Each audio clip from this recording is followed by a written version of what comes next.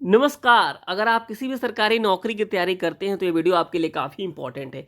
आप किसी भी नौकरी की तैयारी करते हैं, एसएससी, रेलवे, जीडी या फिर किसी पैरामेडिकल एग्ज़ाम्स की, तो ये वीडियो आपके लिए काफ़ी इम्पोर्टेंट हो सकती है। कोई भी एग्ज़ाम्स हो, संविधान से सवाल पूछा ही जाता है और इस वीडियो में आपको टॉप जो है 20 प्रश्न और उनके उत्तर बताने वाले हैं, जो काफ़ी रिपीटेड क्वेश्चन है, जो बार बार एसएससी, रेलवे और पैरामेडिकल्स एग्जाम्स में पूछे जाते हैं।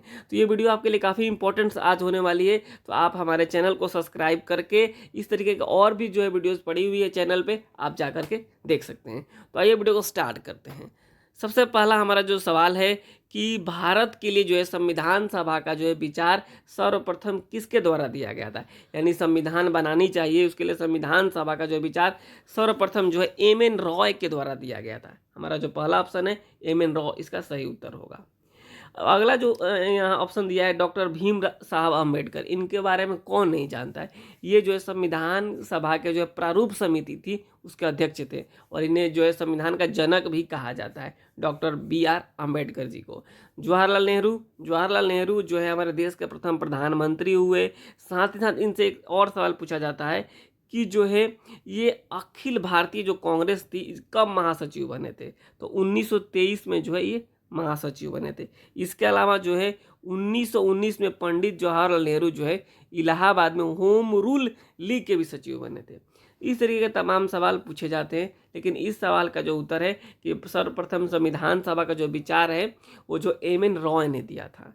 अब हमारा अगला सवाल है। अगला सवाल के साथ साथ एक और बात इस यहाँ छूट रही थी कि डॉक्टर बी आर अम्बेडकर जो थे हमारे देश के प्रथम जो है विधि एवं न्याय मंत्री भी थे। आगे बढ़ते हैं। दूसरा हमारा सवाल है कि भारत का व्यापारिक संबंध सबसे पहले किस यूरोपीय देश से स्थापित हुआ था। देखिए आपके सामने ऑप्शन है पुर्तगाल, इंग्लैंड, स्विट्जरलैंड, फ्रांस। अगर आप इसका सही उत्तर जानते हैं तो आप कमेंट बॉक्स में ज़रूर बताइएगा। और साथ ही साथ मैं आपको बता दूं कि एक ऐसा सवाल आपसे पूछेंगे जो कि काफ़ी इंपॉर्टेंट होगा। अगर आप उसका सही उत्तर बताते हैं कमेंट बॉक्स में तो आने वाली जो वीडियोज़ होगी उसमें आपके नाम के साथ मेंशन किया जाएगा। जैसे अगर मनीष कुमार बताते हैं तो मनीष कुमार ने इस सवाल का सही उत्तर दिया। आगे बढ़ते हैं। हम देखिए भारत का जो है व्यापारिक संबंध सबसे पहले किस यूरोपीय देश में स्थापित हुआ था, तो यहाँ पे ऑप्शन मैंने बताया था, ये चार ऑप्शन दिए गए हैं।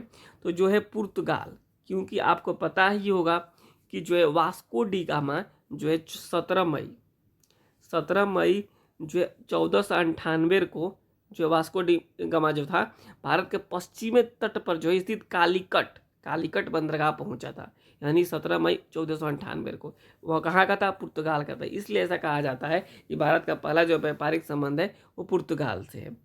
अब आगे हम बढ़ते हैं इसमें। भारतीय संविधान में स्वतंत्रता का सिद्धांत निम्न में से किस देश से लिया गया है। स्वतंत्रता का सिद्धांत आपके सामने चार ऑप्शन दिए गए हैं, ब्रिटेन, जापान, फ्रांस और जर्मनी। तो आपको इसमें सही उत्तर बताना है। तो इसका सही उत्तर ब्रिटेन तो हो नहीं सकता है, स्वतंत्रता का सिद्धांत यहाँ से नहीं मिलता है।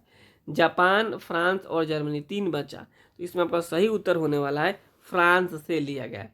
फ्रांस से जो है स्वतंत्रता का सिद्धांत जो है फ्रांस से लिया गया है। तो ये काफ़ी इंपॉर्टेंट सवाल है।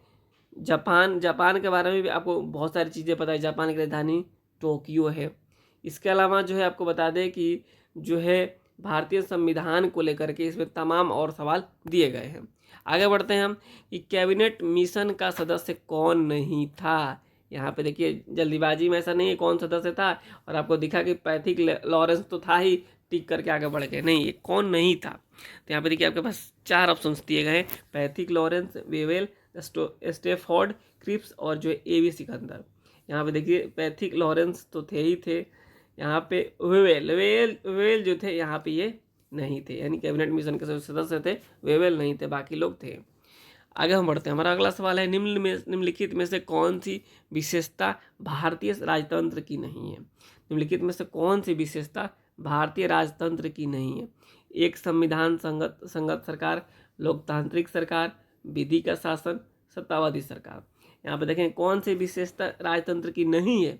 यानी यहाँ सत्तावादी सरकार है। यहाँ पे तो एक संविधान संगत सरकार भी है, लोकतांत्रिक सरकार है, विधि का शासन है, सत्तावादी सरकार है नहीं है यहाँ पे, क्योंकि जो है ये हर 5 साल के बाद चुनाव होता है, हर 5 साल के बाद चुनाव होता है। तो ऐसा नहीं है कि एक कोई सत्ता पे आ गया तो अगला बार वो नहीं आएगा या फिर उसको हटाया नहीं जा सकता है, तो इसलिए सत्तावादी सरकार यहाँ पे नहीं है।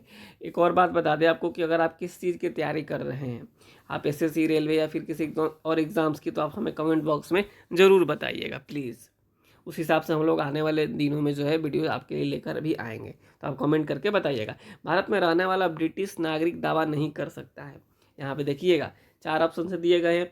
व्यापार और व्यवसाय की स्वतंत्रता का अधिकार, विधि के समक्ष समानता का अधिकार। देखिए विधि के समक्ष समता का अधिकार है, बिल्कुल है उसके पास, यानी कानून का जो नियम कानून है वो भी मानेगा और उसको जो है उस तरीके से उसको प्रोटेक्शन भी दी जाएगी। जीवन और व्यक्तिगत स्वतंत्रता की सुरक्षा का अधिकार उसको है, बिल्कुल है। धर्म की स्वतंत्रता का आधार उसको भी दिया गया है कि आप जो जिस धर्म का है उस धर्म का पालन कर सकते हैं। लेकिन कोई विदेश से आकर के यहाँ पे आकर ये कहे कि हम व्यापार भी करना चाहते हैं और व्यवसाय की स्वतंत्रता का हमको अधिकार है, तो उसको ऐसा नहीं है। इसका सही उत्तर हो गया यहाँ पे, नागरिक जो दावा नहीं कर सकता किसका, व्यापार और व्यवसाय की स्वतंत्रता का अधिकार का। हमारा अगला सवाल है जो है कि संवैधानिक उपचारों के अधिकार से क्या अभिप्राय है। संवैधानिक उपचारों के अधिकार से क्या अभिप्राय है, यहाँ पे देखिएगा आपके पास 4 ऑप्शन दिए गए हैं। इसका सही उत्तर है, आपको बता दें कि जो है देखिए, यदि किसी नागरिक को लगता है कि सरकार द्वारा मौलिक अधिकारों का उल्लंघन हुआ है तो वो न्यायालय जा सकता है। बिल्कुल यही उसका सही उत्तर हो जाएगा, पहला ऑप्शन ही। किसी को भी ऐसा लगता है किसी भी नागरिक को तो वह जो है न्यायालय जा सकता है। और अनुच्छेद जो 32 है एक मौलिक अधिकार है, जो अनुच्छेद जो 32 है मौलिक अधिकारों के बारे में बातें की गई है। तो अगला हमारा सवाल है कि भारत की संप्रभुता, एकता और अखंडता को बनाए रखने और उसकी रक्षा करने के लिए एक प्रावधान किया गया है। यहाँ पे आपको 4 ऑप्शंस दिख रहे होंगे। संविधान की प्रस्तावना, राज्य के नीति निर्देशक सिद्धांत, मौलिक अधिकार और मौलिक कर्तव्य।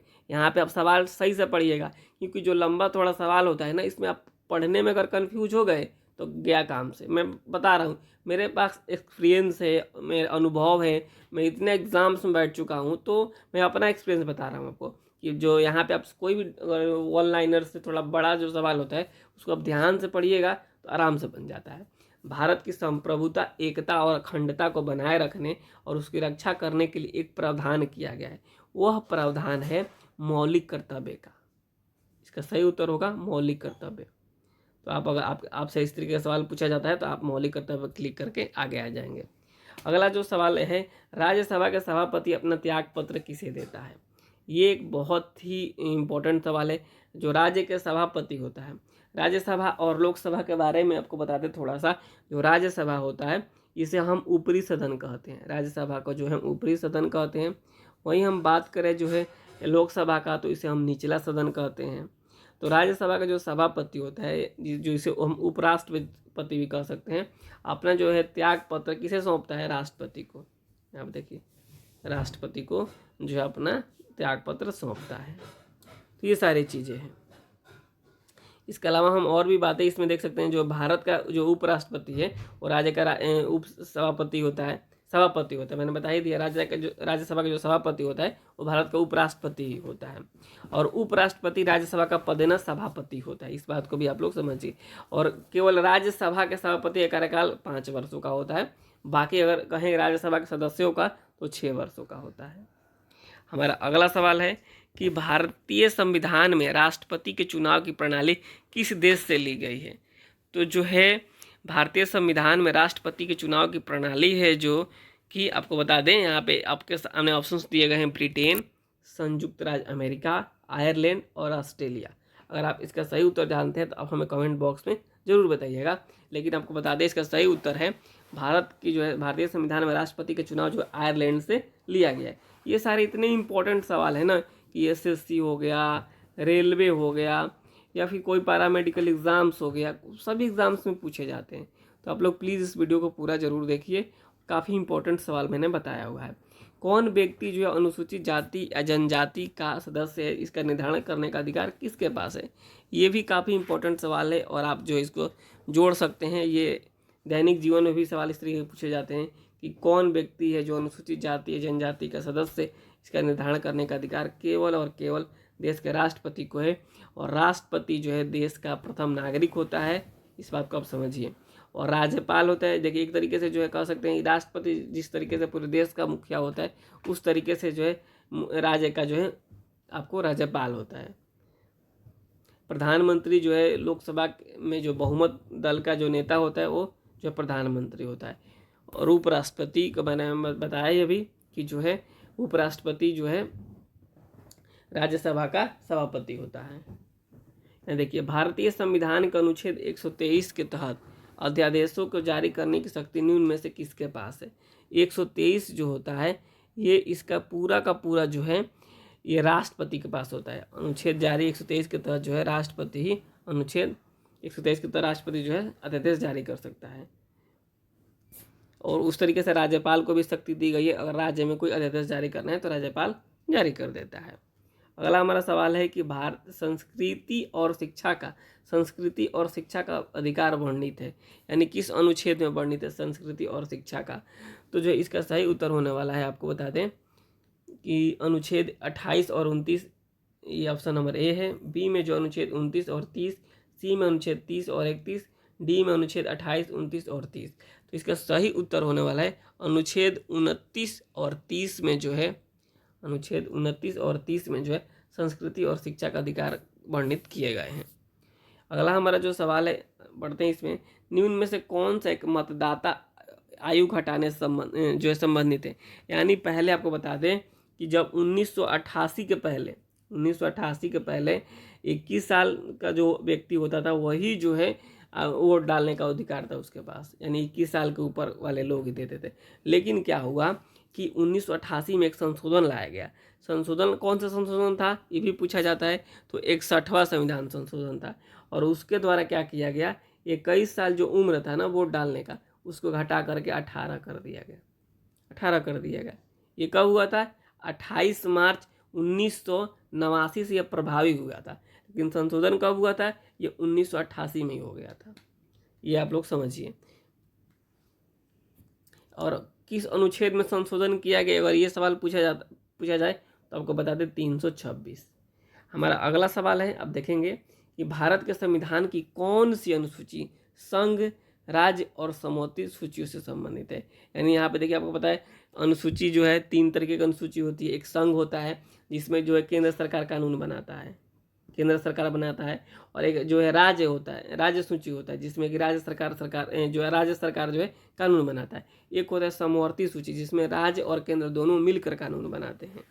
तो भारत की जो है 7वीं अनुसूची जो है यहाँ पे संघ, राज्य और समवर्ती सूची से संबंधित कौन सी 7वीं जो है, ये शक्ति केंद्र सरकार और राज्य सरकार के बीच जो है शक्तियों का विभाजन करता है, कौन सा, तो 7वीं अनुसूची। तो ये देखिए आगे हम बढ़ते हैं। हमारा अगला सवाल है अब कि भारत के अटॉर्नी जनरल की नियुक्ति कौन करता है। ये भी काफ़ी इम्पोर्टेंट सवाल है, अगर आप इसका सही उत्तर जानते हैं तो आप हमें कमेंट बॉक्स में ज़रूर बताइएगा। भारत के अटॉर्नी जनरल की नियुक्ति कौन करता है। तो जो है आप ऐसे बड़े बड़े पोस्ट आप जहाँ भी देखेंगे ना वहाँ पे सीधे आपको राष्ट्रपति पे क्लिक करके चले जाना है। जो है भारत के संविधान का अनुच्छेद 76(1) के तहत जो है ये नियुक्ति करता है कौन, भारत के राष्ट्रपति किसको, अटॉर्नी जनरल की नियुक्ति करता है।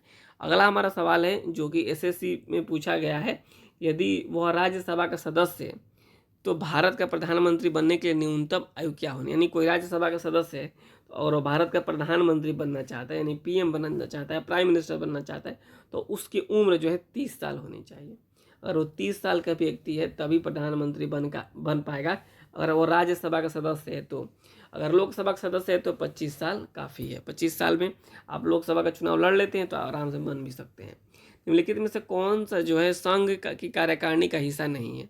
संघ की क्या कार्यकारिणी, भारत के, देखिए इस तरीके जब सवाल पूछे जाए ना तो आपको देखना होता है एक ही जो चीज़ होता है ना अलग होता है। यहाँ पे देखिए अगर यहाँ पे कहा गया हिस्सा नहीं है जैसे कहा जाए चारों को आपको पढ़ना है, लगेगा कि ये अलग है तीनों से, तो वही आंसर होगा।